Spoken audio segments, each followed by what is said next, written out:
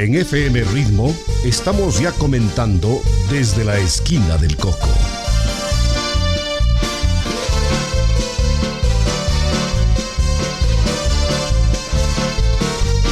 Desde la esquina del Coco, el pulso de la ciudad que palpita fuerte en los hechos y personajes que han forjado nuestra realidad. Bienvenidos a esta nueva cita en la esquina del Coco. Viene el Taytaybabura, se ve radiante tu luz. Ibarra, la más querida de las bellezas de mi Ecuador. Cuna de arte, cuna de vida, cálida y linda, tierra de Dios. Siempre orgullosos te cantaremos, Ibarra, leyenda y tradición.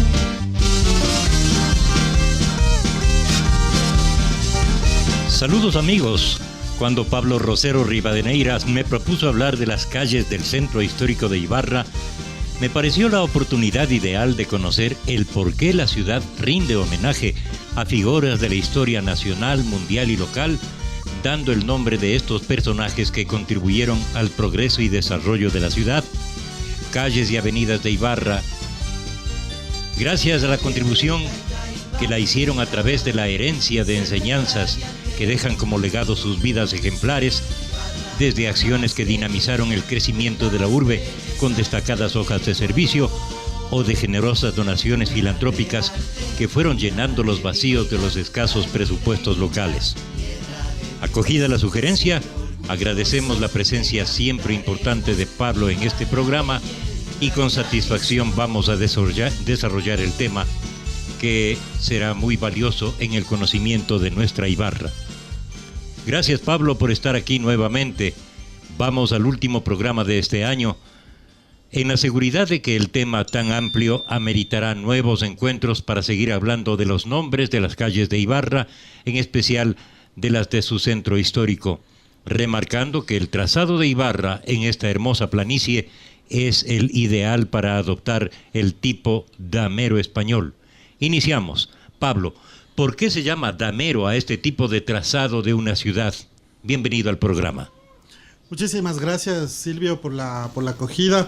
Me parecía a mí un tema interesante para tratarlo en este último programa del 2018 y como una especie de regalo también a la ciudad, saber el porqué de los nombres, por qué las calles de Ibarra llevan los nombres que llevan. Sobre la pregunta de qué es esto del damero, el damero viene del tema de un tablero de damas, ¿no? Entonces, con calles rectangulares y perpendiculares. De ahí viene el nombre del damero, que era la típica disposición de las ciudades en tiempos de la colonia. Esto es una herencia española, ¿no? La organización urbana de las ciudades siempre iba o tendía a esta forma del damero, lo cual no siempre era posible debido a la topografía de las ciudades. Y yo le mencionaba a Silvio que Ibarra, con su planicie tan grande, era un lugar perfecto para este trazado exacto del damero. En la colonia no fue tan así. Hay algunas referencias que nos dicen que algunas calles eran sinuosas. Otros utilizan el término tortuosas. El padre Mario Cicala en su descripción de la provincia de Quito dice que las calles de la villa de Ibarra son tortuosas. Las principales nomás son anchas y espaciosas, pero las afueras, digamos, eran tortuosas. Significaba que no eran del todo rectas, sino que tenían sus curvas o también no estaban muy pavimentadas, sino que eran de tierra. Pero eso cambia con el terremoto. Como usted sabe, García Moreno se sirve de la esquina del Coco para el trazado de la ciudad y ahí hace un trazado pero exacto.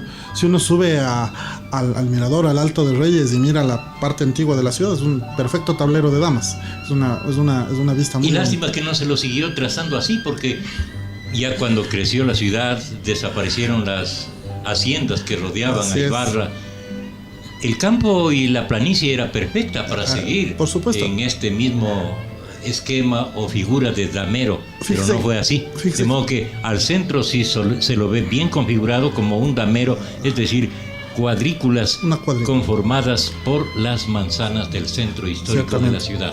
Y es tan importante lo que usted dice, Silvio, porque fíjese el trazado de la calle Bolívar, cuya continuación es la avenida Atahualpa y que empata con Caranqui. Es perfecto, es toda una línea, digamos, que divide la ciudad. Ya más adelante vamos a hablar sobre esta importante arteria. Y sobre esto que usted menciona, Silvio, de por qué no siguió la ciudad este trazado original. Eso sería una pregunta que tenemos que hacerlo a las diferentes autoridades, porque yo entiendo que también un poco se explica porque no todos los terrenos del contorno de lo que fue el centro histórico de Ibarra tenían dueño, eran haciendas o eran diferentes predios. Y yo me imagino que el hecho que la municipalidad vaya expropiando esos terrenos fue una tarea súper complicada y difícil, claro. Entonces dependiendo de ello también fue el trazado, pero es una pena en todo caso. O los dueños de las haciendas fueron retaseando esos predios y sin configurarles debidamente. Totalmente.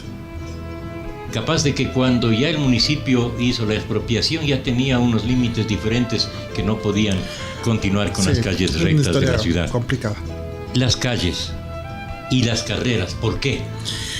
En la nomenclatura urbana, las carreras son los nombres de las vías que van de norte a sur o de sur a norte. Esas son las carreras. Es para diferenciarlas de las calles que van de este a oeste o viceversa. ¿Qué son las calles? Que son las calles. Esa es nada más la diferencia entre carreras y calles. Usted recordará que antes, y es más, hasta hoy en día, en algunos letreros de los nombres de las calles dice, ¿no? Carrera Antonio José de Sucre, o si no, calle Oviedo. Es para indicar si es de norte a sur, o de sur a norte, o de este a oeste, o viceversa. Claro, pero conforme ha crecido la ciudad ya se va perdiendo ese tipo de denominación, sí. Porque ya se dieron, como habíamos mencionado, las formas irregulares, crecieron las avenidas muchas veces con curvas y tomando rumbos diferentes, no de norte a sur o de este a oeste, sino en diagonal. Entonces ya se perdieron. Y seguramente ahora pues están denominándose como calles o carreras de acuerdo a lo que el tránsito señala, a las leyes de tránsito, al estudio de las vías y de la movilidad en cada ciudad. Así es, cierto. ¿Hay alguna ciudad latinoamericana, Pablo, que maneja esta distinción entre calles y carreras? Sí, por ejemplo Bogotá. Bogotá es una ciudad de América Latina que maneja perfectamente esta denominación y con una variedad.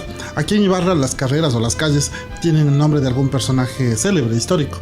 En Bogotá generalmente son por números o por letras. Numeradas. Entonces uno dice, y es fácil, es para la orientación. Entonces dice calle 7 con carrera A, por decir algo. Entonces es como buscar una coordenada. Entonces cualquier persona, sea o no sea del lugar, ya sabe cómo orientarse, cómo llegar. Pero claro, esto es muy fácil cuando es un trazado en damero justamente, pero no es posible cuando la topografía del terreno impide. Yo estuve hace poco tiempo en Bolivia, en La Paz, y ni siquiera el centro histórico, sino ya la parte, digamos, un poquito más moderna, como de los años 20 o 30, es una serie de callejones y de calles con curvas y de bajadas, subidas. Es por la topografía de esa ciudad es muy complicado. Algo similar pasa en Quito. En Quito yo creo que se hizo un gran esfuerzo por mantener este trazado de damero, pero aún así hay partes complicadas, ¿no? Entonces, por ejemplo, toda la parte de la parte alta de las calles García Moreno, de la calle Benalcázar, la Loma de San Juan. Exactamente, eso es la Loma de San Juan. Eso es sumamente complicado. La Mama Cuchara, por ejemplo, que cabe en una cuchara, toda esa, la Loma Grande que se llama. Es una zona topográficamente muy complicada para mantener esta forma de damero. Y precisamente un datito nada más, en Quito, por ejemplo, para mantener esta forma es que fueron en algunos lados surgiendo arcos. Entonces, por ejemplo, está el famoso Arco de Santo Domingo, que era para permitir que la calle Rocafuerte, que se llama ahora en Quito, permita avanzar hasta toda la Loma Grande. Entonces, todos estos, digamos, estos impedimentos geográficos o físicos en Ibarra no existían. Usted en Ibarra tenía para explayarse todo lo que quiera en el trazado de la ciudad. Así es. Vamos entonces a las carreras. carreras del centro histórico de la ciudad, comenzando por la que sirvió de límite occidental de la urbe, ¿no? Así es, la calle Chica Manuel de la Chica Narváez. Y la pregunta aquí sería, ¿quién era este señor? Yo de chiquito pensaba que era una mujer porque decía Chica Narváez, entonces pensaba, ¿quién será esta Chica Narváez? ¿No? Pero no, resulta que Manuel de la Chica Narváez era un canónigo, un sacerdote que fue vicario de la matriz. Recordemos que Ibarra recién es obispado desde 1862. Hasta de ahí para atrás él tenía su iglesia, tenía simplemente su iglesia matriz, no catedral, sino su iglesia matriz, y dependíamos de la diócesis o arquidiócesis de Quito, ¿no? Eso hasta 1862. Pero resulta que en el siglo XVII, exactamente en 1668, figura este personaje, Manuel de la Chica Narváez, como canónigo de la catedral, vicario, y es el que parece ser que por primera vez reconstruye la iglesia matriz, la original levantada a partir de 1606. Parece que estaba muy deteriorada la iglesia matriz y él le restaura prácticamente desde sus bases. Entonces, en honor a él es que lleva el nombre esta calle, que como bien dice Silvio, era la calle frontera, digamos, era donde se terminaba la ciudad por el lado occidental. Más allá estaba la casa de Hacienda Pilanquí, que hoy es la Casa de la Cultura. Hoy es la Casa de la Cultura, y más allá, bueno, pues ya era todo más despoblado. En un siguiente programa seguramente abordaremos las calles de Occidente a Oriente, y entre ellas hablaremos de una calle muy célebre que era la que hoy es Avenida Eloy Alfaro, pero que durante mucho tiempo se conocía como la calle Larga, que era por donde se entraba realmente a la ciudad. La entrada a la ciudad, no se entraba viniendo desde Quito. Desde Quito, así es. No se entraba por la Mariano Acosta, sino que se entraba un poco más abajo por la Eloy Alfaro, que llamamos. Por el empedrado. Por el empedrado. Que empataba con Ajaví y con la Eloy Alfaro actual, que es la calle Larga o la calle Nueva. La calle Larga. La calle Larga. Usted menciona, Pablo, que hay un mural en la Chica Narváez que pasa muy por desapercibido y descuidado. Sí, es una pena porque realmente es una obra de arte. Hay un dato, antes de tratar este punto, Silvio, en toda esta zona de la Chica Narváez, las Sánchez y Cifuentes, que ya vamos a ver dentro de un momento, yo me he fijado en ciertos rasgos arquitectónicos, y yo veo una influencia de lo que fue el Art Deco, que fue toda una tendencia artística europea, sobre todo, que en América Latina como que influenció mucho hacia los años 20, 30, que fue una época también yo creo que fue aquí en la provincia de Imbabura, fue una época de despegue económico también, tras todo el shock que dejó, como por lo menos de unos 50 años, dejó estática la provincia luego del terremoto. Como a los años 20, 30 ya había pasado medio siglo del terremoto, entonces ya era el momento como de retomar, ¿no? y de impulsarse económicamente. También empiezan a surgir las principales instituciones.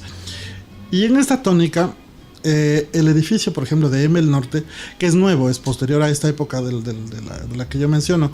Claro, y es un edificio de cemento. Es un edificio de cemento. Yo creo que datará de la segunda mitad del siglo XX. Pero dentro de esta tendencia Art Deco se incluyen los murales. Y fíjese usted que justo del lado de este edificio de M el Norte, que mira hacia la calle Chica Narváez, hay este mural, que es del año 82. Es de 1982. Y de la administración del ingeniero Edmundo Carrión. Él fue el gerente de M el Norte en esa y época, quien propuso la creación de ese mural. Vea usted. Entonces, por ejemplo, el artista que diseñó este mural es Pavel Ewes, ¿no? Así es, sí. Pavel Ewes, que es muy conocido y célebre, sobre todo por sus murales.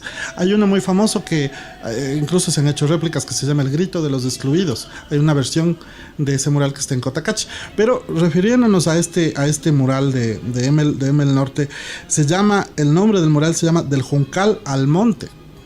Yo me imagino que es en homenaje a la provincia de Imbabura, o sea, del Juncal, que es una parte tropical, Valle del Chota, al monte, ¿no? a la montaña, a la serranía. Las medidas son de 4,5 por 10 metros, ¿no? Y se compone de mosaico, pero también se compone una parte de hormigón. Usted verá que en la base del mural hay toda una escena que es representada en hormigón. Es una escena muy bella, ¿no? Porque simboliza como como el progreso de los pueblos. Ahí todo una serie de figuras como impulsando la carreta del progreso, ¿no? Una alegoría del progreso realmente. ¿Qué era eso? O sea, la llegada de la luz eléctrica precisamente, hasta no hace mucho para algunos pueblos de eso, era la entrada al progreso. Así es. ¿No? Entonces, ese mural, mire que todos los ibarreños seguramente pasan y repasan todos los días por ahí y no saben de quién es, por qué se puso ahí. Y esto los menciono no con un mal afán, sino con el afán de que sepamos y sabiendo de la valía que tiene, cuidemos de eso, porque a veces uno pasa y la última vez que pasé estaba grafiteado una parte, es una pena, ¿no? Qué lástima, ¿no? Sí, es una lástima. ¿Qué más encontramos en esta calle, en esta carrera? La Chica Narváez. Aquí algunos, un par de edificios emblemáticos. El uno es la escuela modelo claro. Presidente Velasco Ibarra, en la que generaciones de ibarreños han estudiado, en la cual me incluyo yo. Yo estudié en la escuela modelo del año 86 al 92. Y fíjese, la escuela modelo también tiene esta influencia un poco del Art Deco en su infraestructura. Ahora ya no se ve mucho porque pues las diferentes direcciones de la escuela pues han introducido mejoras y esto, ¿no? Entonces ya no se percibe tanto, pero cuando yo era niño era muy notoria esta distribución Art Deco de la escuela. Y luego está más arriba, exactamente en la Oviedo y Chica Narváez, está el Redondel Cabezas Borja, que es una edificación interesante porque rompe el trazado de Damero. Usted llega ahí y el Oviedo se bifurca, ¿no? Y luego del Redondel... Es que como usted mencionó hace un rato, ese era el límite de la ciudad, pues ahí seguía ya la quinta de la familia Cabezas, propietarios de esa bonita casa tipo chalet. Es preciosa, claro, exactamente. Estos chalets eran las casas que muchas familias construían como a las afueras de la ciudad, no eran como casi sus residencias campestres, o sea, querían ellos estar como en la periferia de la ciudad de forma más cómoda. Hay una foto del Redondel Cabezas Borja desde la parte posterior, y se ve pues que ya no había nada más ahí, o sea, ya se ve que empezaba todo un potrero, se ven unas vacas por ahí. Entonces, en efecto, era el límite de la ciudad. Pero fíjese que lo interesante de esta casa también es que marca cómo han sido las influencias arquitectónicas dentro de nuestra ciudad y este sentido del progreso que tenían los antiguos ibarreños. O sea, luego de todos estos años de, como decía hace un rato, de pobreza, de shock tras el terremoto, décadas realmente de recesión económica, es como que una nueva generación asume y dice, no, tenemos que incluirnos en la modernidad.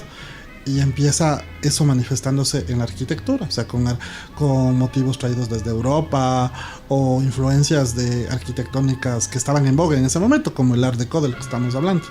Ahora, vale la pena mencionar que la Chica Narváez, en la parte sur, al final, hacia el sur, llega a la Plaza Pasquel Monje, donde está el obelisco, el obelisco, y están las estatuas de los fundadores de Ibarra, ¿no? Sí. Este también es un sitio emblemático y ahí está la estación del ferrocarril. Claro que fue precisamente lo que nos conectó a la modernidad de la que estamos hablando. O sea, la llegada del tren, luego la energía eléctrica, fueron como los motores, digamos, del desarrollo no solo de Ibarra, sino de la provincia. No, y en efecto, o sea, yo me olvidaba de este lugar importante que señala usted, Silvio, el obelisco, que parece que no siempre fue así. O sea, ahora lo vemos una plaza que conecta con la calle Velasco. Hay un relato en esta novela célebre de Monseñor Leonidas Proaño, Rupito, ¿no? Donde él cuenta la historia de un personaje que regresa después de muchos años de Ibarra y él señala, llega, o sea, la trama de la novela transcurre más o menos en los años 40 y él llega justo a la estación del ferrocarril y se sorprende, dice, no, la calle Velasco, dice, ya no es, palabras que utilizan en la novela, dice, ya no es del muladar que era antes. Entonces parece que antes no era un espacio bonito, no era un espacio cuidado, sino más bien parece ser que la llegada del tren obviamente demandó infraestructura, entonces esa parte se adecentó en la ciudad. Y la creación de la plaza Pasquel Monje. Claro. Y Alejandro Pasquel Monje y el levantamiento del obelisco, que fue en el año 49, si no estoy mal. Creo que sí. Sí. Así es. Avancemos a una siguiente carrera. Nos topamos con las Sánchez y Cifuentes. Claro que sí, Sánchez y Cifuentes. Tantas veces que hemos escuchado estos apellidos, ¿no? Sánchez y Cifuentes. Hay un colegio, el colegio donde yo estudié, Colegio Sánchez y Cifuentes. ¿Y quiénes eran? Pues Sánchez y quiénes eran Sánchez y Cifuentes. Parecería que es una sola persona, pero en realidad son dos. Se trata de Martín Sánchez y de José Manuel Cifuentes. Lamentablemente no hay muchos datos biográficos de estas dos personas, pero lo principal es de que dos personas que vivieron o murieron más bien, sus vidas culminaron hacia 1820, 1830, 40, cuando más en ese periodo, y fueron dos personas que al morir dejaron sus bienes para la educación de la provincia. Martín Sánchez, sobre todo, él dice: yo quiero que se establezca un colegio católico, se pone las condiciones muy claras, colegio católico bajo el nombre de San Diego. Entonces ya sabemos dónde se origina el colegio de San Diego, que hasta hoy en día existe, ¿no? Deja sus bienes, deja sus haciendas, sobre todo deja una hacienda que se llama Quitumbita, que aparece en los relatos antiguos, aparece muy frecuentemente esta hacienda Quitumbita, y yo me preguntaba dónde sería la hacienda Quitumbita. Parece ser que era cerca de Atuntaqui, relativamente cerca de Atuntaqui. Sí, hay esas zonas, en esa zona, Quitumbita, en ese sector, ¿no? Anafo también, que es donde está actualmente el colegio Abelardo Moncayo. Bueno, todo eso eran haciendas. Entonces, y parece que eran haciendas además muy, muy rentables. Entonces, porque con el fruto de la producción agrícola, con los réditos, se financiaba este colegio. Pero de creer que estos dos filántropos, Sánchez y Cifuentes, hubieran dejado sus bienes para la creación del colegio Sánchez y Cifuentes, pero usted menciona que no, ellos quisieron que se establezca el colegio San Diego. Exactamente, sobre todo Martín Sánchez. Cifuentes, José Manuel Cifuentes, él muere unos años después, unos 14, 15 años después de Martín Sánchez, y él lo que establece es de que también deja unas tierras, pero él deja un fondo y dice que con eso se compre una finca para que dé réditos, y con eso se pague al catedrático de teología. Entonces, fíjese, había mucha preocupación por la formación, sobre todo religiosa, ¿no? Entonces, estos establecimientos también estaban pensados como semilleros de vocaciones religiosas. Así era la mentalidad en ese tiempo. Pero, en relación a lo que usted dice, Silvio, hay una historia muy accidentada de estos legados que dejan Martín Sánchez y José Manuel Cifuentes. Porque, claro, en principio ellos dejan sus bienes para la educación católica, pero luego no se olvide de que entrado o finalizando el siglo XIX llega la Revolución Liberal, ¿no? Entonces, al momento que llega la Revolución Liberal, el gobierno les hace, como decimos vulgarmente, les hace miau esos fondos y los destina al Colegio Teodoro Gómez. Y ya desde antes tenían problemas por eso. Serios problemas, ¿no? Hay una convención como hacia 1885 donde realmente se enfrentan porque quién era el titular de estos bienes. Bueno, y es una historia que es como un ovillo enredado por un gato, ¿no? Uno no termina de aclarar bien. Pero ¿qué pasa y por qué luego hay un colegio que se llama Sánchez y Cifuentes? Lo que sucede es de que el colegio San Diego había funcionado ya bastante tiempo a cargo de la Iglesia Católica, y posteriormente las rentas que producían estos legados, como le decía, fueron a alimentar a este colegio, al naciente Colegio Teodoro Gómez de la Torre, que no se llamaba así, sino que se llamaba Colegio Nacional de San Alfonso. Ese era el nombre. En honor de Alfonso María de Ligorio. Así es, en honor de San Alfonso María de Ligorio, se llamó así. Pero la historia del colegio de Imbabura, usted habrá escuchado, Silvio, que muchas veces se dice ¿cuál fue el primer colegio? Y los del San Diego dicen que ellos fueron el primer colegio, el Teodoro dice no, nosotros fuimos. Pero resulta, esto debo decirlo con dolor de corazón, que ninguno de los dos tiene la razón. Y esto me lo van a tomar muy con calma los sandieguinos o los teodoristas. El primer colegio que hubo en la ciudad de Ibarra fue el fundado por los padres jesuitas en 1682. No sabemos cuál era el nombre, o simplemente se llamaba Colegio de la Compañía, nada más. Y en este Colegio de la Compañía se daban se daban las clases elementales. En ese entonces se llamaban las clases de primeras letras, y luego eran las clases de latinidad. Estas clases de latinidad sería el equivalente de lo que hoy en día conocemos como educación secundaria. Entonces, este colegio de los padres jesuitas fue el primero que tuvo la ciudad de Ibarra. Pero ¿qué pasó? Resulta que los jesuitas son expulsados en 1767, y ese colegio ahí acaba su trayectoria, acaba de funcionar. El rey de España incautó ese colegio, y lamentablemente no hubo profesores que sigan dando las clases, ni se asignó a nadie. Entonces ese colegio, con la salida de los jesuitas expulsados, ese colegio prácticamente desapareció. Entonces la provincia se quedó sin un lugar donde poder educarse durante casi 40 años. Parece que algunas cátedras, algunas materias, algunos profesores por su cuenta intentaron darlas. Luego, en la época de Bolívar, él da un decreto por el que establece que en cada capital de provincia, para entonces Imbabura ya era una provincia, establece que se cree en cada capital de provincia un colegio. Y entonces él establece un decreto por el que dice que se cree, y le da nombre incluso, dice el colegio de Imbabura, ¿no? Y para eso el Libertador establecía también que el edificio o los bienes con los cuales se iba a fundar este colegio sean unos bienes que se habían incautado algunos conventos que por falta de personal estaban prácticamente desapareciendo. Uno de ellos era el convento de la Merced, de aquí de Ibarra. Pero bueno, ahí ya hubo también pleitos y líos de la iglesia, que no querían aflojar estos, o sea, argumentaban en contra de esta disposición de Bolívar. Y bueno, hubo una serie de dificultades, y se fue dilatando con el tiempo. Posteriormente, ya y por la intervención del canónigo Mariano Acosta y del coronel Teodoro Gómez de la Torre, se funda este Colegio Nacional de San Alfonso.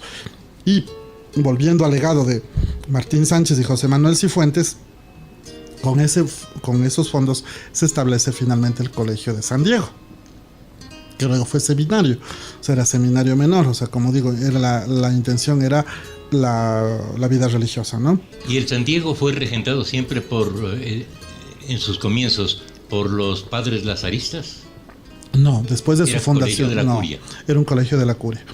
Precisamente por eso, como el San Diego se les encarga a los lazaristas, y la curia per se debía tener un colegio, porque ese era lo que se les había pedido. Monseñor César Mosquera, usted lo recordará, Silvio. ¿Cómo no? Él hace gestiones para que esos fondos que se había apropiado el gobierno de esos legados sean restituidos a la curia. Y como el San Diego ya estaba funcionando y bien, había también un colegio fiscal. Entonces ellos quisieron crear un colegio netamente católico, ¿no? Y sin esta característica de ser un seminario menor, sino un colegio católico para educación secundaria, o sea, sin esta intención de formar vocaciones. Entonces, así como nació el Colegio Sánchez y Cifuentes. Y el primer rector fue este gran periodista, que fue Víctor Manuel Guzmán. Él fue el primer rector del Colegio Sánchez y Cifuentes. El colegio se fundó, si no estoy bien, en el 1937. Pero, a ver, establezcamos, después del San Diego vino el que hoy es Teodoro Gómez de la Torre. De acuerdo, pero todo eso, recuerde que eso fue en el siglo XIX, en la segunda mitad, incluso después del terremoto. Entonces, eso fue en esa época. Posteriormente, mucho tiempo después, 1937, es que se logra la fundación del Colegio Sánchez y Cifuentes. Es muy posterior. Y de alguna manera era un homenaje también a estos filántropos, ¿no? Claro. Que de los que ya prácticamente para entonces había perdido la memoria. Ahora, Pablo, ¿usted cuál considera como la edificación más importante de esta calle Sánchez, de esta carrera Sánchez y Cifuentes? Yo considero que la iglesia de la Merced es un ícono de esta calle. Ahora, una calle tan larga, ¿no? Ahora llega ya prácticamente a las 4 esquinas, con todas las nuevas urbanizaciones que han ido surgiendo. Empieza en la Luis Fernando Villamar, bueno, casi en el estadio, y termina al norte, y por el sur termina prácticamente en la Hernán González de Sao hoy en día. Y de todo ese tramo yo quisiera destacar la iglesia de la Merced, justamente. ¿Por qué? porque la iglesia de la Merced, no como la conocemos hoy, fue testigo de un hecho fundamental de la historia de la ciudad, que fue el retorno. Usted recuerde que cuando hicimos el programa del retorno mencionábamos que los ibarreños se reunieron en la provisional capilla de la Merced, decían ellos, que estaba en la nave, ¿qué diríamos? Pues en la nave, si uno se pone de frente a la iglesia, sería la nave a mano izquierda. Solo ese tramo estaba habilitado, era todo el cuerpo de la iglesia. Es decir, al lado del convento. Exacto, pegado al convento. No, entonces ahí se reunieron los ibarreños a dar gracias a Dios por el restablecimiento de la ciudad. De ahí salieron en procesión, fueron a lo que hoy en día es el Parque Pedro Moncayo, donde se bendijo la ciudad, y regresaron. Ahí en la Merced fue donde Mariano Acosta dio este célebre discurso, ¿no? Donde decía que Ibarra, levántate del seno de las ruinas, etcétera, etcétera, etcétera, ¿no? Entonces fue un lugar clave, y además es un lugar emblemático. Con el pasar del tiempo, la iglesia ya no fue una humilde iglesia chiquita solo de techo de paja, sino que se amplió y ahora tiene incluso la categoría de basílica menor, ¿no? Así es. Siguiendo en esta historia de las calles, realmente son carreras las que estamos mencionando en el centro histórico de la ciudad.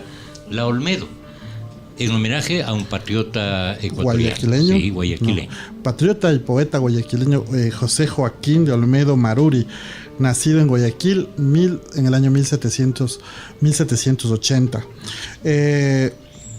Olmedo es como una gran figura, ¿no? Una figura que enlaza la colonia y la república. Él es testigo de las dos épocas. Él conoció personalmente al libertador Simón Bolívar, y a pesar de que lo admiraba mucho, a Olmedo no le pareció la forma en que el libertador anexó Guayaquil a la Gran Colombia. Le pareció que fue un abuso, incluso protestó por eso.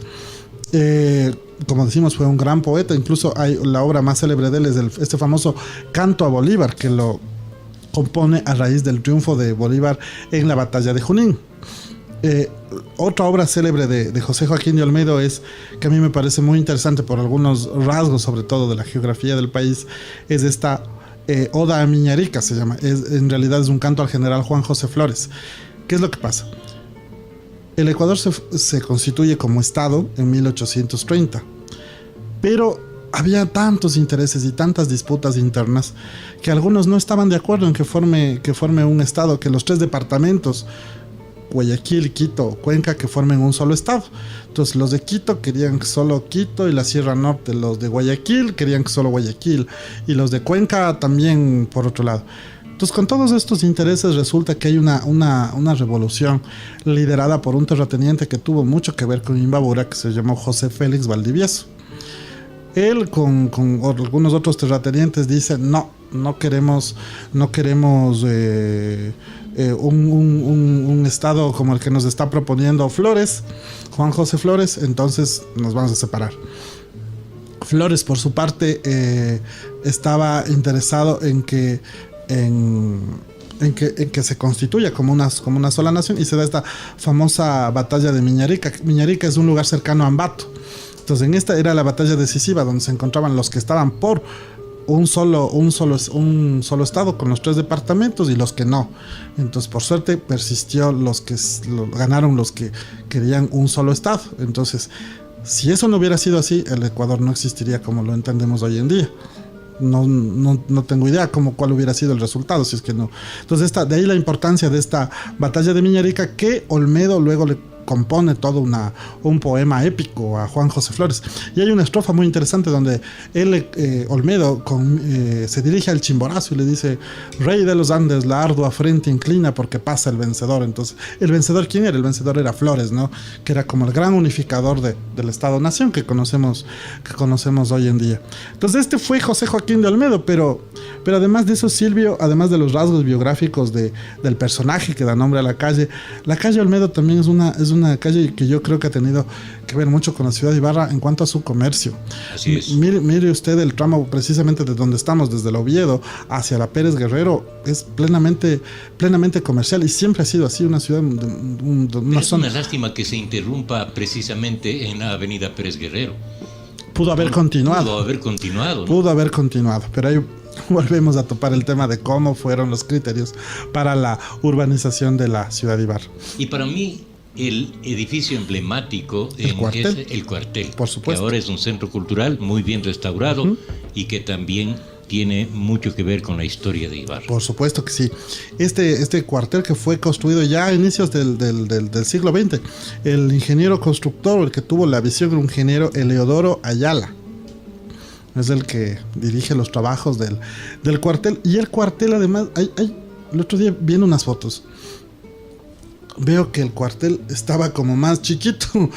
Entonces parece que la esquina de lo que hoy sería la García Moreno y la Olmedo, justamente, no, eso parece que no era parte del cuartel originalmente. El cuartel, la portada venía hasta media cuadra más o menos, y el resto eran casas particulares. Es decir, desde la esquina de las Flores a la entrada hasta la entrada principal del cuartel. Pero luego parece que se reforma esa fachada y se le continúa hacia, pero se continúa igualito. Parece que solo hubieran cogido una de estas torres que parecen de un castillo feudal, ¿no? Y ¡pac!, solo la pusieron al otro lado. ¿Cómo hicieron eso? Es un misterio. Así es. ¿No? Continuamos para llegar a la espina dorsal de la ciudad, como usted llama a la carrera Bolívar. Claro que sí. Fíjese, Silvio, que hay evidencias de que este camino, esta vía, ya existía antes, incluso antes de la fundación de Ibarra. O sea, parece que ya existía un camino que venía desde Caranqui, ¿no? Yo me imagino que era una continuación, algo así, del camino real de los incas, ¿no? O era una ruta que los estancieros que vivían aquí en el valle de Caranqui habían creado. Pero es eso, es una espina dorsal, es la columna vertebral de la ciudad.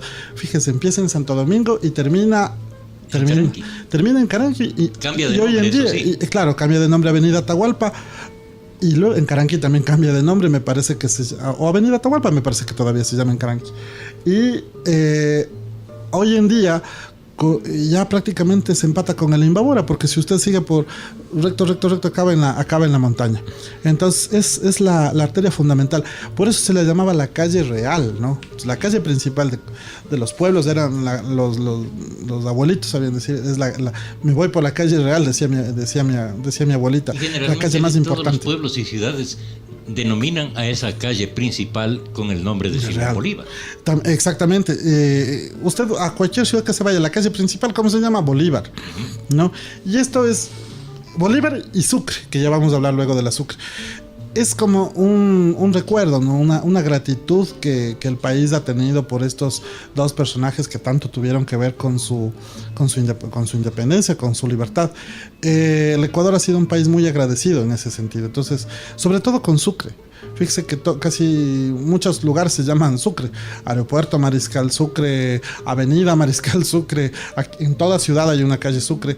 Igual sucede con Bolívar. Y con Bolívar aún más. Y antes de empezar el programa hablábamos de que hay lugares incluso que no son, digamos, del mundo latinoamericano y que también llevan el nombre de Bolívar. Usted me conversaba de esta ciudad Lexington, en el estado de Kentucky, donde hay una calle Bolívar, y en todo lado en Europa también hay calles, plazas dedicadas al Libertador. O sea, por la importancia que tuvo, ¿no? Es la figura quizás más importante del siglo XIX. Ahora, por esto usted le llama a la calle que ni el terremoto la pudo volar, porque la pudo desaparecer. Claro. Porque, como usted bien menciona, existía desde cuando existió Caranqui. Exacto. Un camino que bajaba a esta planicie donde hoy es Ibarra. Exactamente. Y entonces esa es la carrera Bolívar, que por el norte está con la iglesia de Santo Domingo, por el sur hasta la avenida Teodoro Gómez de la Torre, y continúa hacia Caranqui. Por la vía que antes se llamaba el Carretero, que hoy después fue Avenida Pichincha y hoy es Avenida Atahualpa. Pero cuéntenos la historia de una leyenda sobre los novios y una cruz que tiene que ver con la carrera Bolívar. Si nos situamos en la capilla episcopal, que ojalá, aquí un paréntesis, ojalá pronto esté completamente restaurada. Ya ofrecieron quitar esos. Porque sería una pena que se pierda. Ya está puesto el techo nuevo, ¿no? Pronto, bendito sea Dios, si es así. Pero usted se fijará, Silvio, que en la pared lateral de la iglesia, la que da justamente a la calle Bolívar, frente al Banco de Fomento, hay una cruz. Esta cruz, si yo no estoy mal, se colocó luego de los sismos del año 87. Yo no sé si ahí hay un espacio como para una puerta, parecería ser como una puerta. Yo no sé si alguna vez fue un acceso a la iglesia, pero hay una antigua leyenda que se relaciona justamente con el terremoto. Parece que había una pareja, una pareja de novios que estaba en ese mes de agosto de 1868, estaba en días de casarse. Pero resulta que el novio, por A o por B, tuvo que salir de Ibarra a algún pueblo de los contornos y la novia se quedó en la ciudad. Y resulta que ocurre el terremoto y la novia muere debajo de los escombros de alguna de las casas de la ciudad. El novio desesperado regresa y logra encontrar su cuerpo. Entonces, en este lugar, la leyenda dice que en este lugar donde está esta cruz, no es una cruz casual, sino es el sitio donde él donde esta persona enterró a su novia, ¿no? Y entonces era pues un lugar que había que preservar y que incluso luego al momento de levantar la capilla se respetó eso. Esto, como digo, es una leyenda, es una leyenda bonita, simpática, romántica, muy del estilo de nuestras leyendas del siglo XIX. No tiene un fundamento histórico, pero es parte también de todo este bagaje cultural de que compone nuestra ciudad. Edificios principales de la Bolívar, comenzando para mí con la iglesia de Santo Domingo, el parque el parque que se llama Boyacá de sí. Santo Domingo, sí. La casa de las Marianitas, de las hermanas Marianitas, un poco más al sur, empezando desde Santo Domingo, el Banco de Fomento, la Capilla Episcopal, y bueno, el centro neurálgico, pues está ahí la gobernación, está el municipio, el Parque Pedro Moncayo, o sea, está todas las instituciones que dan vida a la ciudad. Y hoy está la prefectura, donde antes era el Hotel Turismo y era el Banco Central. Exactamente, más arriba está la sede del Banco del Pichincha, en fin, es eso, es la arteria fundamental de la ciudad. Es la calle de los desfiles. Es la calle de los desfiles, y de claro. Las protestas. Claro, usted verá, todo desfile, procesión, protesta, huelga, lo que sea, baja por la calle Bolívar. Últimamente el pregón, por ejemplo, ya no lo hace, por obvias razones, porque ya la ciudad ha crecido tanto, tiene tantos habitantes que la calle ya no da más de sí. Pero tradicionalmente ha sido eso. Entonces, generalmente se concentraban en el Obelisco y avanzaban por la Velasco y bajar por la Bolívar. Cualquier manifestación de cualquier tipo, eso era lo que le daba vida a la ciudad. Por eso digo que es una espina dorsal, es la que sostiene a la ciudad. Y yo quería mencionar una cosa hace un momento, Silvio, que usted me hacía caer en cuenta de la iglesia de Santo Domingo, que está ligada a la ciudad desde el momento mismo de su fundación. El convento de los predicadores estaba establecido ya, de la orden de predicadores estaba establecido en la ciudad ya desde antes de la fundación de Ibarra. Y es ahí, se llamaba convento de Nuestra Señora de Francia, es ahí donde llega Cristóbal de Troya, ¿no? Los días previos a la fundación, y desde ahí es donde parte con el grupo de estancieros del Valle de Caranqui para buscar el lugar donde hacer la plaza y eso. Entonces es la lugar central para la generación de la ciudad. Ahora pasemos a la carrera Sucre, que está a continuación de la Bolívar si viajamos de occidente a oriente. Así es. Al igual que ocurrió con la figura del mariscal Sucre respecto del Libertador, fue su complemento. Fue el personaje sin el cual Bolívar a lo mejor no hubiera logrado todo lo que logró. Tan así que cuando el mariscal muere, es asesinado el 4 de junio de 1830, Bolívar se entera y fue como el golpe final que le dieron a él. O sea, la Gran Colombia se había disuelto, había problemas por todo lado, entonces era ya lo último que faltaba. Y Bolívar exclama: han matado al Abel americano, dice Bolívar. Y pocos meses después Bolívar muere. Entonces eran una suerte de los dos de complemento. Entonces, y lo mismo que ocurre con los personajes ocurre con las calles. La Sucre es el complemento de la Bolívar. Entonces, si en la Sucre están todos los desfiles, las protestas, luego desfogan por la Sucre, pues, o sea, es la arteria que ya conecta con la vida de la ciudad. Y además es la calle que conecta con el norte del país. Porque claro, hacia la avenida Carchi. Hacia la avenida Carchi, que antes se llamaba Bajada de los Molinos, es la que permite avanzar hasta hoy, es la que permite avanzar hacia el norte del país, es la que nos une, digamos, con Colombia incluso, ¿no? Así es. ¿No? Y aquí, por ejemplo, hay también edificios emblemáticos, ¿no? Entonces, subiendo principalmente la catedral, ¿no? Que ya lo hemos mencionado en otros programas, es un tesoro que los ibarreños debemos cuidar. Hay otras diócesis que no tienen una catedral con el patrimonio que tiene la nuestra, que hoy veo que se están haciendo algunos trabajos de conservación y enhorabuena de que así sea. Y luego también hay una historia de una iglesia, ¿no? que muchos ibarreños no conocen, que es donde está el edificio actual del Banco Pichincha, y que ahí funcionó o estuvo levantada la famosa iglesia de la Compañía de Jesús, dedicada a San Francisco Javier, lamentablemente destruida por el terremoto de 1868. Entonces, en este predio es interesante esta manzana que linda con la Sucre, justamente. Ahí fue donde funcionó también lo que hablábamos hace un momento, el primer colegio de la ciudad, que fue el fundado por los padres jesuitas. O sea, junto a la iglesia estaba el colegio. Toda esa manzana era de los jesuitas. Y en la Sucre también está el edificio antiguo del Teodoro Gómez de la Torre. Por supuesto. Y si retrocedemos un poco en el tiempo, en la Sucre estaba el cuartel de policía, donde ahora es el edificio de la CNT, de telecomunicaciones. Mire usted.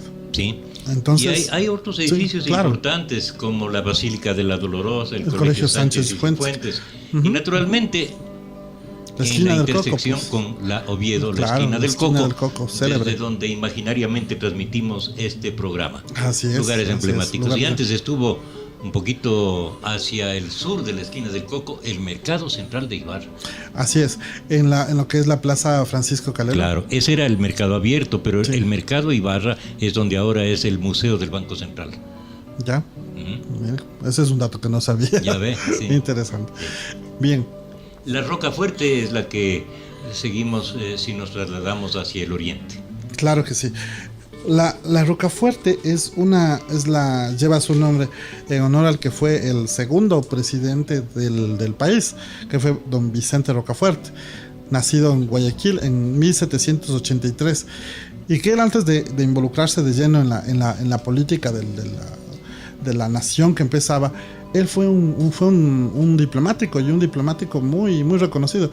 Fíjese que en la Ciudad de México tiene un monumento a él, porque él hizo una serie de negociaciones, sobre todo con el gobierno de los Estados Unidos en esta época, en el siglo XIX, en la primera mitad del siglo XIX, cuando Estados Unidos y México tenían muchos problemas, incluso llegaron a la guerra ellos. Entonces Rocafuerte sirvió de mediador en esos conflictos, y el Estado mexicano, en agradecimiento, le tiene un levantado monumento en la Ciudad de México.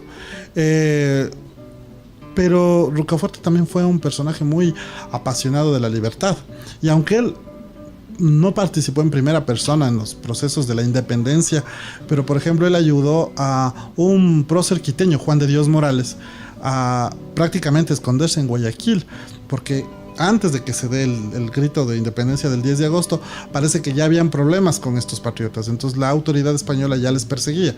Entonces Juan de Dios Morales se escapa un momento hasta que las cosas se calmen y se refugia en Guayaquil, y quien le da hospedaje es Vicente Rocafuerte. De Rocafuerte también mencionar que era un hombre muy, muy austero. No le gustaba el licor, no le gustaban las fiestas. Era un hombre muy, muy serio, de una vida muy sencilla, muy, muy austera. Y hay una frase interesante, una frase lapidaria, que digo yo, que usaba Rocafuerte. Es una frase muy fuerte. Y él decía que en un país de insensatos hay que gobernar a latigazos, decía él. ¿No? Es una frase terrible, pero gracias a eso él pudo unificar un poco o ordenar las cosas en el estado que empezaba, porque la administración de Flores fue una administración catastrófica, o sea, llena de militares extranjeros que aquí hacían y deshacían. Entonces Rocafuerte se preocupa de ejercer un gobierno ya de corte civil, preocupado del progreso. Es un hombre que impulsa la educación. En Quito hay un edificio célebre que se llama del Beaterio, que es donde funciona un famoso colegio de mujeres, del Simón Bolívar. En esa casa él constituye un primer colegio, ¿no? Vicente Rocafuerte, él se interesaba por la educación, y funda un colegio en este edificio. Pero además fue un un político que le dio al país una cierta estabilidad, porque desde que el Estado se funda en 1830 hasta que llega la figura de García Moreno, todo era una serie de guerras civiles, de golpes de Estado, de cuartelazos. Entonces, en ese mundo tan conflictivo, tan problemático, Rocafuerte aparece como una persona que le da un espacio, unos 4 años de estabilidad y de serenidad al Estado ecuatoriano, ¿no? Entonces, de ahí también la importancia de este personaje que le da el nombre a la calle Rocafuerte. Y lo emblemático de esta calle. Lo emblemático, San Agustín. Una de las principales parroquias en su tiempo. La principal parroquia de la ciudad de Ibarra. Tan principal que a veces alternaba con la matriz, ¿no? Entonces a veces registraban bautizos registraban en San Agustín y viceversa. Era por la importancia que tenía, era como la parroquia auxiliar, digamos, de la matriz, ¿no? Entonces, y hoy en día propiamente es la matriz de la ciudad, puesto que la matriz ya no existe y es la catedral. Entonces la propia iglesia matriz de Ibarra hoy en día es precisamente San Agustín, que tiene además una cosa interesante, y es la imagen que preside su retablo, que es el Señor del Amor, que no es el de Caranqui. El de Caranqui es otra versión, pero esta es una versión traída de Quito, y parece ser que es una, si no gemela, pero es una imagen inspirada en la imagen del Señor del Amor, que también se venera en Quito. Es una devoción que está en la iglesia de San Agustín de Quito, no muy conocida, pero que se trajo acá a Ibarra. Entonces esa imagen del Señor del Amor de San Agustín además es una reliquia anterior al terremoto, ¿no? Entonces es de lo más antiguo, de las reliquias más antiguas que tiene la ciudad. Luego está la escuela 28 de septiembre también, que es una de las escuelas. Y la capilla del Colegio San Diego. La capilla del Colegio San Diego. La plaza de San Agustín. Que antes era un mercado pequeño en donde se vendía fruta, se vendía leña, se vendía carbón, se vendía zapatos en la feria de los sábados de fines de semana. Creo que hubo una época que también fue un coliseo, entiendo, un pequeño coliseo, ¿no? No. El coliseo fue en donde hoy es la plaza de la Ibarreñidad, que antes era el antiguo mercado, sí. Francisco Calderón. Un tiempo fue ahí. Muy bien. Sigamos hacia la Maldonado, que lleva el nombre de este gran geógrafo y hombre de ciencias que fue don Pedro Vicente Maldonado. Riobambeño, nació en 1704 y en sus 44 años de vida fue un hombre que cultivó mucho la ciencia, ¿no? Entonces él estuvo muy cercano a los jesuitas. De hecho, estudió en el colegio de los jesuitas de Riobamba, y cuando los jesuitas se internaban en las misiones al oriente, ellos entraban por baños, no solo los jesuitas, sino también de otras órdenes religiosas. Maldonado les acompañaba, ¿no? Y entonces Maldonado se preocupaba de hacer observaciones de la flora, la fauna del oriente. E incluso a veces les acompañaba en sus viajes. Entonces él se sirvió de eso para trazar algunos mapas. Fue muy amigo de un célebre padre jesuita que era un padre Juan Magnin, que era suizo este padre, geógrafo, y con él hicieron muchas observaciones para la elaboración de un mapa que se llamó Carta de la provincia de Quito. También decir que hoy hay un dato interesante en la vida de Maldonado. Y Maldonado en un momento de su vida fue miembro de una organización que se llamaba la Santa Hermandad, que hoy nos podría sonar algo religioso, pero que en la colonia era la policía. La Santa Hermandad era la policía, y sobre todo la policía rural. Entonces la que se encargaba de los cuatreros, de los robos de ganado y todo eso, era esta figura de la Santa Hermandad. Eran muy temidas, así como la policía hoy en día, pero eran muy, muy temidas, la Santa Hermandad. Entonces Maldonado fue miembro de eso. Entonces la calle Maldonado lleva este nombre de este ilustre geógrafo riobambeño. Y también una calle chiquita en Londres, hace no mucho tiempo, claro, le pusieron con nombre de Pedro Vicente, porque además Silvio, recuerde que Pedro Vicente Maldonado muere en Londres. Ajá.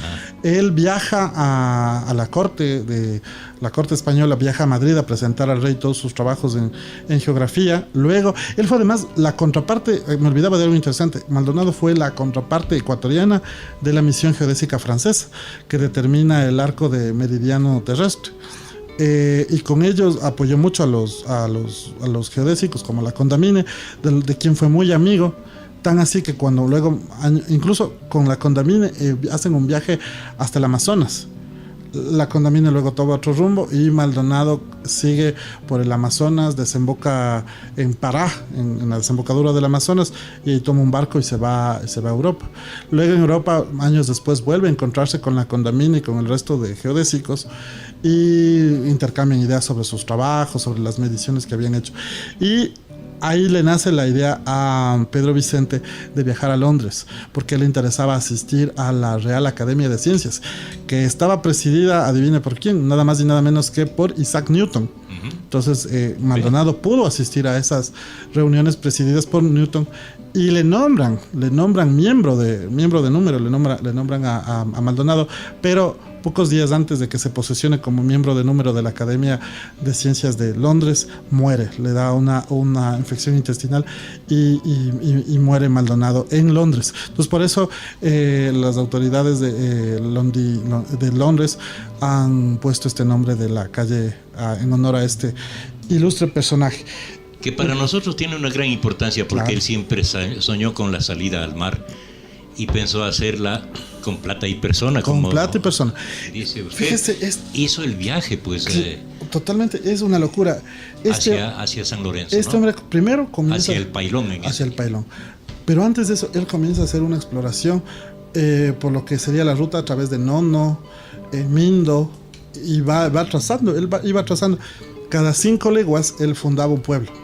Entonces la idea era de que fundando pueblitos así, pues, el camino no decaiga, sino que cada vez pues, más personas vayan a los poblados a vivir ahí y no decaiga el poblado.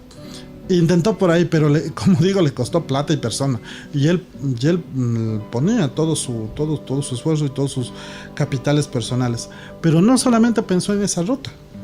Él pensó en lo que fue, y hemos hablado en tantos programas, que es el sueño fundacional de Ibarra. Él también se daba cuenta de que una vía muy importante que había que habilitar era la vía desde Ibarra hasta el Pailón, ¿no? Entonces él exploró y con ayuda de los geodésicos también trazó el mapa y dijo, esta puede ser la vía para establecer. Además, como él ya había fundado pueblos en este camino entrando por Quito, entonces él quería también fundar pueblos por este lado de acá, de tal manera que estén interconectados y no dependan de los pueblos de la sierra.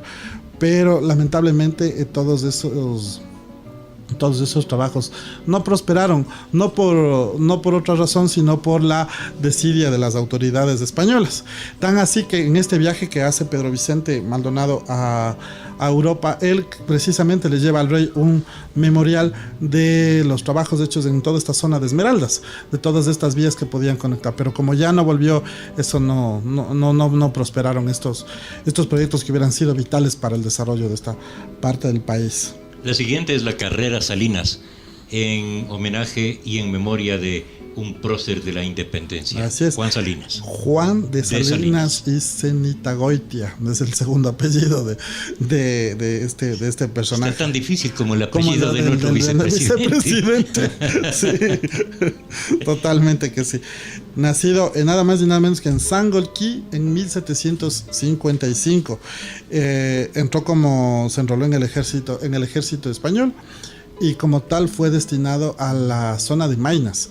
Maynas era todo este territorio de lo que hoy en día sería Zamora Chinchipe y todo el límite con el Perú, ¿no? Toda esta parte limítrofe con el Perú, que era donde estaban las misiones jesuitas, las célebres misiones jesuitas de Maynas, que se prolongaban hasta el Marañón, o sea, lo que es el río Amazonas. Y resulta que luego de la expulsión de los jesuitas, pues estos territorios habían quedado despoblados. Entonces Juan de Salinas es nombrado teniente de estas zonas para evaluar o para mantener el orden en lo poco que quedaba, para mantener, mejor dicho, lo poco que quedaba de las antiguas misiones.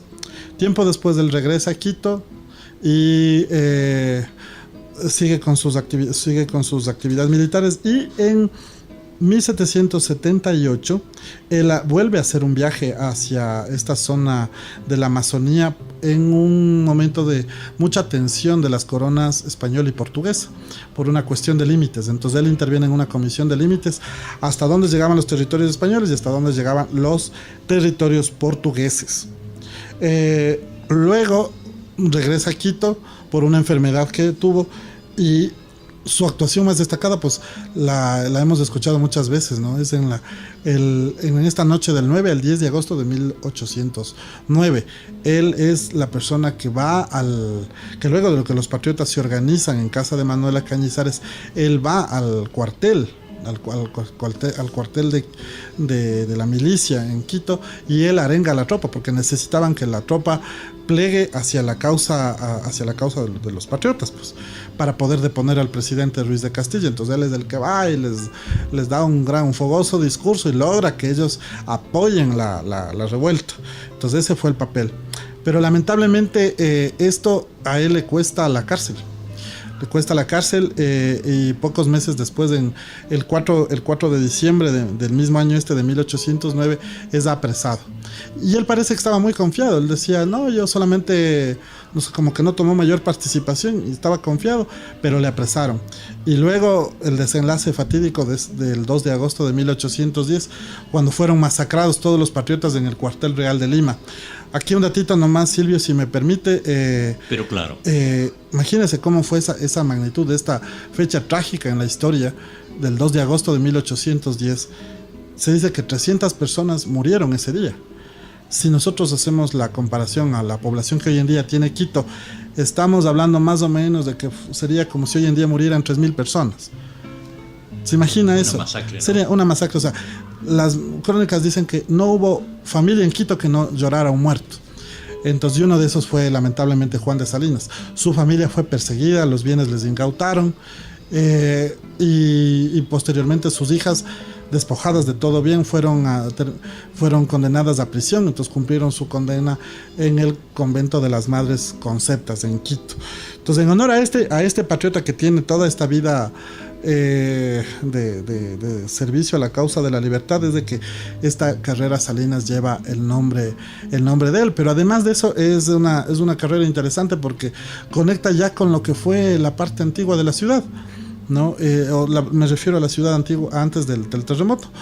Y luego, si quiere, ahora pasamos a la Juan Montalvo, que es la última calle, claro, de este. Pero antes mencionamos Sí. que la Salinas se inicia al norte en el actualmente barrio San Martín. En barrio San Martín, claro que sí. Y termina finaliza en la avenida Teodoro Gómez. incluso pasa ahora ya un poco, Ya pasa prácticamente la Teodoro, llega hasta hacia el el sur, cementerio hasta el cementerio San Miguel de Ibar. Ujú. Prácticamente. Se unen muchas personas al programa, entre ellas Juan Alberto Acosta Palomeque, que dice: Ibarra Antigua es un ejemplo de cómo se debe construir las calles, todo paralelas. Hoy se construyen calles con topes, calles angostas. Primero los intereses personales. Ver desde el mirador a nuestra ciudad en el centro es una maravilla. Así es, Totalmente. estimado Juanito, gracias por Totalmente seguirnos, de acuerdo. y a todas las personas que siguen en las redes sociales y en la frecuencia de FM Ritmo. Muchas gracias por su compañía. Entonces vamos a la Juan Montalvo. Claro, la Juan Montalvo, Silvio, es una calle que debemos conservarla siempre, porque es un remanente de lo que fue la ciudad antes del terremoto. Y si usted se fija, guarda esto que decíamos al inicio del programa, este carácter sinuoso, no es una calle que es un poquito curva, no es tan recta como las otras. Es de lo poco que se conservó luego del terremoto. Hay en el libro de Manuel Pasquel, que fue un profesor de escuela de esa época, cuando él habla del terremoto, dice, se cayó todo, dice, excepto el barrio de San Francisco, aunque con gran deterioro, dice él. Entonces, el barrio de San Francisco era justamente esta parte de la calle Juan Montalvo. También más arriba, casi llegando a la Teodoro Gómez, conocida como San Juan Calle. San Juan Calle. ¿No? Dice que por ahí bajaban los San Juanes. Claro. Por eso se llamaba así. Claro que sí, porque además era la salida sur de la ciudad. Ajá. Porque habían dos caminos, ¿no? El que mencionábamos, que entraba por la calle Larga, que venía, digamos, desde Quito, sí, pero pasando por Otavalo. En cambio, las etcétera. Salinas terminaba en la calle Nueva, que después Exacto. fue Avenida Esmeraldas y ahora es Teodoro Gómez de la Torre. Así es. Y ahora continúa como la Avenida del Retorno. Totalmente, en honor a los ibarreños que presumiblemente por ahí descendieron trayendo sus cosas para restablecerse en la ciudad. Y bueno, lleva el nombre de este gran personaje que es don Juan Montalvo Fiallos, zambateño, nacido en 1832, y que a mí me parece, y en esto me va a permitir, Silvio, un momento para hablar de la relación que tuvo este hombre con Imbabura. En muchos de sus escritos Y que desconocemos. y que desconocemos. Por ejemplo, él es el que escribe una elegía por el terremoto de Imbabura. Y adivina, dedicada a quién, nada más y nada menos que a Víctor Hugo, este gran escritor y poeta francés del siglo XIX. Él escribe y le pide que incluso se inspire él para componer un gran poema en honor a esta tragedia que había ocurrido. Entonces, Montalvo no vivió el terremoto, él estaba en Ambato, ¿no? Pero sin embargo, yo me imagino que por cartas él tuvo noticias de cómo fue la catástrofe y la narra, pero con mucha de su prosa romántica, ¿no? Entonces él es un documento muy maravilloso que el título que le puso es El trastorno de Imbabura, ¿no? Y él comienza diciendo una cosa muy bonita y dice en esta nueva Arcadia, dice Arcadia era un lugar mitológico en la antigua Grecia. Entonces él dice, a Imbabura le llaman la nueva Arcadia, o sea, un mundo feliz, donde dice en esta nueva Arcadia, dice todo el mundo era feliz, todos tenían que comer. Dice, ¿qué pasó? Entonces, ¿qué pasó? Entonces él atribuye el terremoto a una rebelión del Cotacachi.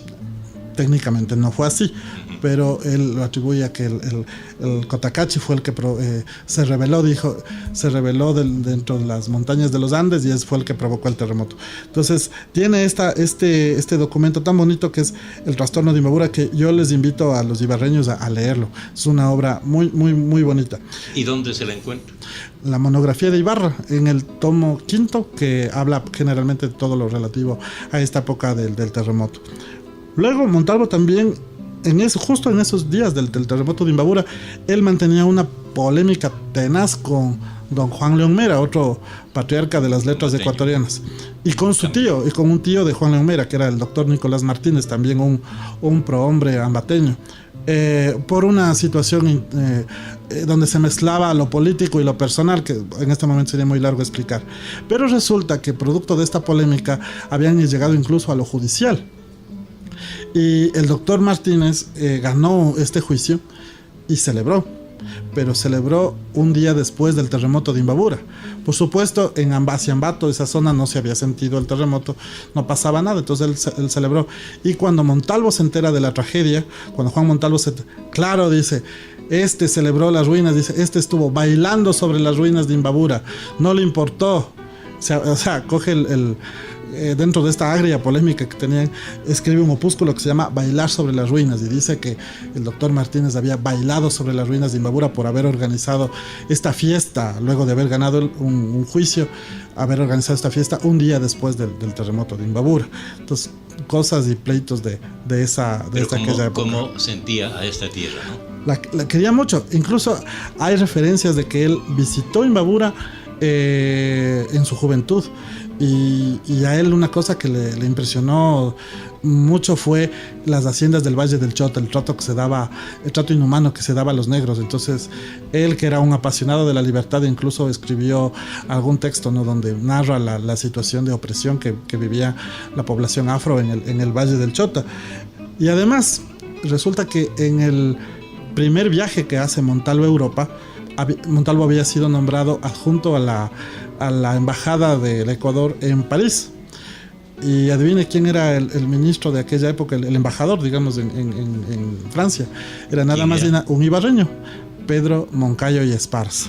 Entonces Montalvo fue secretario en la embajada de Pedro Moncayo y Esparza. Entonces imagínense toda la relación que tenía. Y luego en sus exilios, pues Montalvo pasa por Ibarra varias veces en sus exilios. En 1869, cuando García Moreno toma el poder, Montalvo pasa por aquí, y es más, él cuenta en su libro, me parece que es en el Cosmopolita donde él cuenta esto, dice que llegó a las ruinas de Ibarra, dice él, y que él estaba descansando y que viene alguien, no se sabe quién es, y le dice, ¿dónde? ¿Quién es el que le dice en el Cosmopolita? ¿Dónde está? Y levanta la mano y dice, yo soy. Usted, le dice, y usted ha osado poner sus manos en la figura de don Gabriel García Moreno, ¿qué se cree? No sé qué.